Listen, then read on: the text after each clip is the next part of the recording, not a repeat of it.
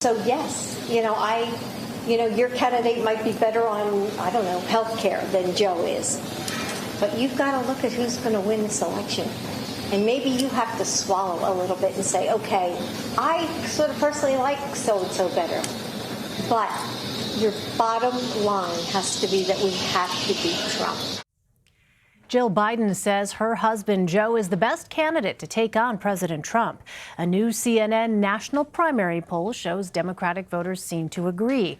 It shows Biden out front with 29% of the electorate. That's as much as Senators Bernie Sanders and Elizabeth Warren combined. We should remind our viewers there is no national primary, but these numbers do reflect individual early state polls that have Biden in the lead. We have our team of campaign reporters across the country. Bo Erickson covers the Biden campaign. He's in Washington. Nicole Sganga follows all things New Hampshire. She's in Manchester. And Adam Brewster is on the Iowa beat. He is in Des Moines. Welcome to all of you. Bo, let me start with you. Is Jill Biden's message similar to the one that Joe Biden himself is using? Well, yeah, this pitch by Dr. Jill is similar to what we do hear from Joe Biden himself. Last night, I was at two of Joe Biden's fundraisers, acting as the print pooler for all news organizations, and we heard him say something similar. He actually quoted his father, and he said, "Don't compare me to the almighty, compare me to the alternative." He went on to tell the allies and friends there that before Democrats can take on the big issues of health care or take on the NRA, they must first beat President Donald Trump. And that is one of the main messages that we also hear from Joe Biden on the campaign trail as well. Interesting. So, Nicole, how are New Hampshire voters responding to Jill Biden's electability message? Well, it's important to point out, Elaine, that we're not just hearing this electability message from Dr. Jill Biden. It's also something that's coming from supporters of the former vice president here in the Granite State, his surrogates, his political endorsements who say this is the reason that they're behind him. New Hampshire State Senator Lou D'Alessandro, who just endorsed the former vice president this past weekend, said he felt he was the right guy to take on Donald Trump. Also speaking with voters at various events today and over the past week, they tell me that while they're concerned about issues like immigration, health care, climate change, none of their goals can be accomplished unless this administration is overturned. I spoke with one voter at a former Vice President Joe Biden's second trip in the Granite State in Concord. He told me that while his heart wanted someone like Senator Elizabeth Warren or Senator Kamala Harris, his head knew that he had to vote for Joe Biden. So that is the message I believe that Dr. Biden was delivering, and one she hopes will resonate and keep resonating with voters here. All right, Adam, near you, Biden is launching his first television ad buy in Iowa. What is the significance of the frontrunner buying television ads this early? Sure. I spoke to one Democratic strategist who's not affiliated with any campaigns today, and he said it shows that Biden is taking this seriously and wants to hold on to his lead. They know that the campaign knows they have to do well here in Iowa, and this backs it up. This strategist described the six-figure ad buy across 4 different media markets as very healthy.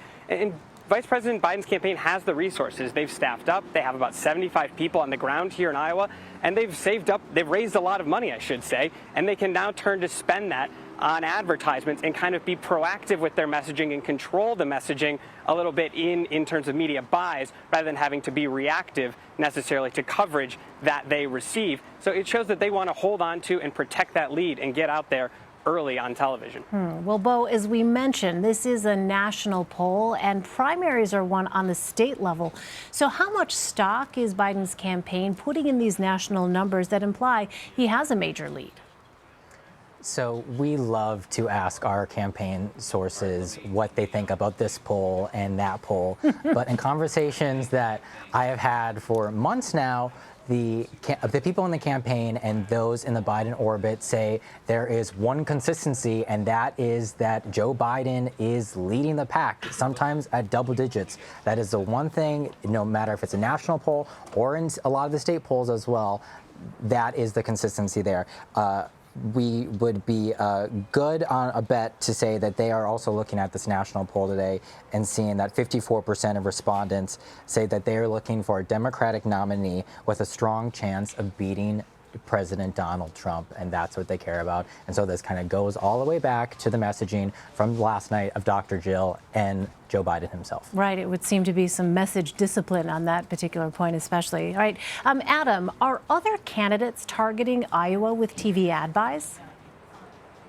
Sure, we've seen a handful of candidates go up. Former HUD Secretary Julian Castro put out a much smaller buy this week, perhaps an attempt to boost his name recognition. Of course, he qualified for the September debates today, hitting that fourth polling threshold. A couple weeks ago, we saw Senators Kirsten Gillibrand and Kamala Harris do six-figure buys across Iowa.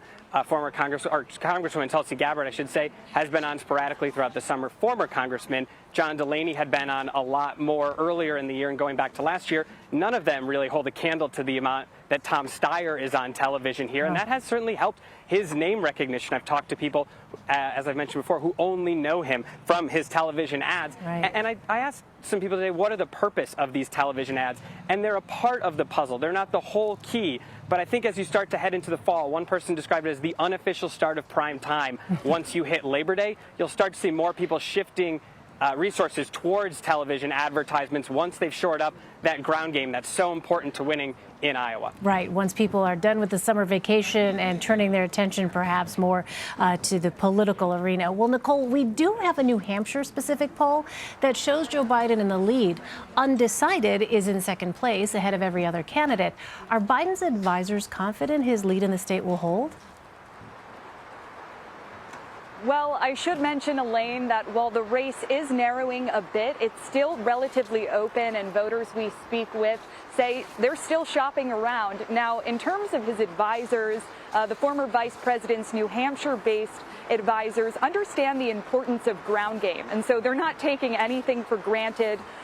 Joe Biden got a late start here in the Granite State. He's made 3 visits so far. He plans to make a 4th visit this weekend in Keene, which was a key place, Cheshire County, during his 1988 Democratic campaign. And his advisors understand that he needs to shake hands and make on-the-ground connections with voters if he wants that lead to last. Overall, New Hampshire strategists and political advisors I speak with feel the vice president is benefiting right now from a wide field.